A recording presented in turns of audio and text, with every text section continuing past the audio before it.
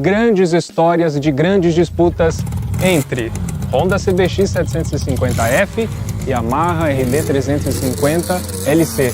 Duas contemporâneas dos anos 80 e começo dos anos 90 que carregavam o título de motos brasileiras mais rápidas disponíveis no Brasil, numa época em que o país não tinha motos importadas. Motos diferentes, diferentes cilindradas, diferentes preços, mas que na prática, na performance, competiam nas ruas e nos nossos testes comparativos de duas rodas.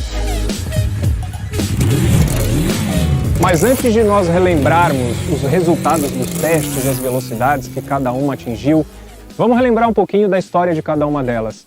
A RD 350 LC, que é essa daqui, que foi nacionalizada nos anos 80, não tem nada a ver, exceto pelo nome, com a Viúva Negra dos anos 70. Aquela moto importada chegou ao Brasil, o último lote dela em 1974, ainda ficou à venda por mais algum tempo esse estoque e em 76, todo mundo sabe, mudaram as regras, as alíquotas de importação e as motos importadas deixaram de entrar para ajudar a indústria nacional a deslanchar.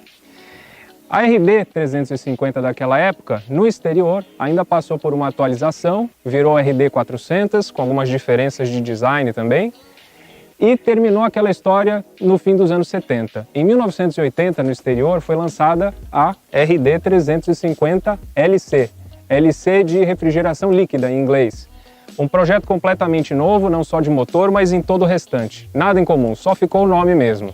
Aquela moto ainda não era exatamente essa daqui no design que a gente conhece. Em 1984, Duas Rodas fez o teste dessa moto, que ainda tinha farol redondo na frente, não tinha carenagem e uma lanterna traseira um pouco maior que avançava por aqui, não era embutida na rabeta com essas linhas que a gente conhece. Mas tecnicamente já era a mesma moto. Naquela época a Yamaha já tinha confirmado que essa moto estava no Brasil, importada, rodando em testes para adaptação ao Brasil, à gasolina brasileira, e desenvolvimento de algumas peças e fornecedores locais, em 1984, bem antes do que a gente conhece como lançamento da RD 350 LC no Brasil.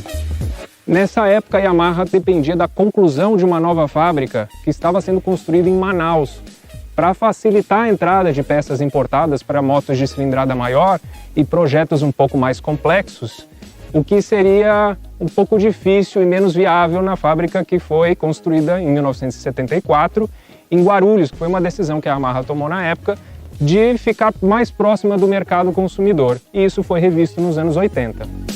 A Honda já decidiu direto em 1976 ir para a Zona Franca e se beneficiar da facilidade de importação de peças.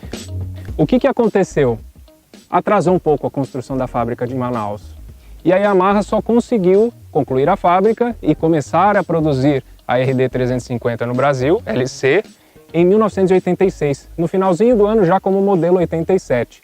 A essa altura, em 1986, a moto já tinha sido atualizada no exterior e a Yamaha rapidamente incorporou essas mudanças. Ela ganhou a carenagem, teve essa restilização na rabeta que embutiu a lanterna e, na verdade, ela reproduzia o design da topo de linha vendida lá fora, que era a RD 500 LC, uma moto que trazia para as ruas um pouco da experiência e do nome da Yamaha no Mundial de motovelocidade, com motor V4. Tinha inclusive muitas peças em comum. Você diferenciava a 500 basicamente porque ela era um pouquinho mais cheinha, mais musculosa e tinha as 4 saídas de escapamento aqui na traseira, 2 de cada lado.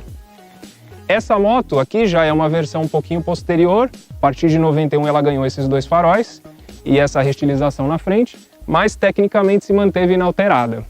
Mas até que a Yamaha conseguisse lançar essa moto no Brasil no final de 1986, a Honda teve tempo para dar uma resposta, que foi o lançamento da CBX 750F, que a gente vai contar a história agora. Bom, como já era público e admitido pela Yamaha que a RD 350 LC seria lançada no país, mas com todo esse atraso, a Honda teve tempo de reagir. Até então, a moto topo de linha vendida no Brasil, com a maior performance, maior cilindrada, era a CB450, que começou como 400 em 1980, evoluiu para 450, com motor de 2 cilindros, como a RD, mas a performance da RD é diferente porque é um motor de 2 tempos. Aí a gente já entra numa esfera de diferenças técnicas que não é o nosso mérito aqui. Bom, a Honda começou essa história aqui pedindo para a Suframa autorização para importar um lote de motos para investigar o mercado. E então com a promessa de, testando a demanda, testando a aceitação, nacionalizar essa moto que, no fim das contas, era o grande interesse do governo, promover e ajudar a crescer a indústria nacional. E eles conseguiram essa exceção. Na época não se podia importar uma moto completa, se importavam os componentes para ajudar na produção e nacionalização das motos em Manaus. Foi feito um arranjo ali, essa cota das motos completas foi subtraída do que a Honda poderia trazer como componentes naquele ano e tudo se arranjou. Chegaram ao Brasil 700 CBX 750F pretas japonesas, que foram disputadas à tapa com um tremendo ágio. A moto custava 3 CB 450 na época e ainda assim deu para cobrar muito ágio e muito sobrepreço em cima, porque tinha muito mais gente interessada do que essas 700 unidades. Inclusive, quem conseguia tirar a moto da concessionária ainda ficava depois recebendo proposta de venda da moto na rua. Bom, rapidamente vendidas, a Honda então trabalhou na nacionalização dessa moto para 1987, o que também já foi dito claramente por eles, todo mundo já sabia dessa história no fim de 1986, mesma época em que a RD 350 LC foi lançada no Brasil. Então, praticamente como nacionais, as duas entraram no mercado ao mesmo tempo, aqui como modelo 1987. Essa daqui é uma 1988, já da moto nacionalizada, com algumas pequenas diferenças de carenagem, um pouco mais arredondada, o farol duplo numa peça única, antes eram 2 faróis separados, e a roda da importada tinha 16 polegadas, essa aqui de 18 polegadas. Essa moto aqui também não tem nada a ver, é uma herdeira, mas não tem nada a ver com a CB 750 da década de 70. Essa moto aqui já incorpora uma série de evoluções, como no próprio motor de 4 cilindros, o comando duplo. São 16 válvulas aqui nesses 4 cilindros, 4 por cilindro. Entre outras várias mudanças, absolutamente nada em comum com aquela moto dos anos 70. Chassi, suspensão, inclusive ela tem a carenagem. Mas essa moto não é uma esportiva. A CBX era uma moto mais confortável, uma moto mais para você pegar a estrada, que tinha um desenvolvimento aí de regimes de rotação mais linear, muito diferente da RD 350, um guidão mais alto, uma carenagem mais ampla, mais espaço. Enquanto a RD é uma moto que entrega o seu melhor em altas rotações, acima de 5.000 e vai aí até 9.000, 10.000 rotações por minuto.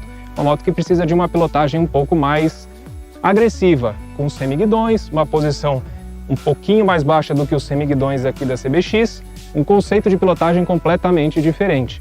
Além de uma diferença de peso também, que é inevitável, a gente tem praticamente o dobro de motor aqui, um motor 4 tempos de 4 cilindros, então são 80 quilos a mais nessa moto. Bom, e o que os testes da época registraram da performance dessas duas motos, dos comparativos dessas duas motos? A RD, só para lembrar, era uma moto que custava a metade do preço da CBX, então tinha também uma grande diferença do quanto você tinha de performance acessível, vamos dizer assim, né? De quanto ficou mais fácil para o brasileiro chegar a esse patamar de performance. Apesar dos comportamentos completamente diferentes, os resultados eram muito parecidos. As duas aceleravam de 0 a 100 na casa de 5 segundos, com diferenças de décimos, pequenas parciais, e que variavam um pouco de teste para teste, isso é comum até hoje. Depende de onde você faz a medição, de temperatura, umidade, altitude, do próprio acerto da moto, que era uma questão na época muito mais acentuada, acontecia muito mais de uma moto vir com um ajuste ali do carburador da alimentação não tão legal, e isso influenciava tudo, ou até a gasolina, porque é muito diferente da injeção eletrônica, que consegue se corrigir um pouquinho, mas na época não tinha esse tipo de benefício. Então acelerações praticamente equivalentes, variavam um pouquinho ali de décimos em relação teste para teste, e em velocidade final, a RD, sempre falando de velocidades aferidas reais, não as de painel, a RD beliscava ali, chegava muito perto dos 200 km por hora, mas geralmente ficando sempre ali muito perto, mas sem ultrapassar os 200. no painel a gente sabe que ela realmente passa dos 200, quem é dono sabe disso. E a CBX passava dos 200. Houve medição de 210 km por hora, também reais, com a CBX. Um outro teste que foi feito foi a volta rápida delas no Autódromo de Interlagos. Nessa perseguição das duas, a RD abria vantagem no miolo, na parte que dependia mais de agilidade, é uma moto mais leve, curvas mais fechadas, e a CBX recuperava nos trechos mais abertos, principalmente nas retas, com um tempo final de volta no fechamento muito equivalente, praticamente a mesma coisa. Uma pequena vantagem para a CBX. Bom, dois tremendos clássicos nacionais que não se resumem, lógico, a números. Uma disputa que permanece até hoje entre fãs e entusiastas das duas marcas e dos dois modelos. E talvez seja uma discussão que nunca vai terminar. Qual é a melhor, qual é a mais rápida? Esses são os registros dos testes de duas rodas e duas motos de grande valor para a nossa história nacional.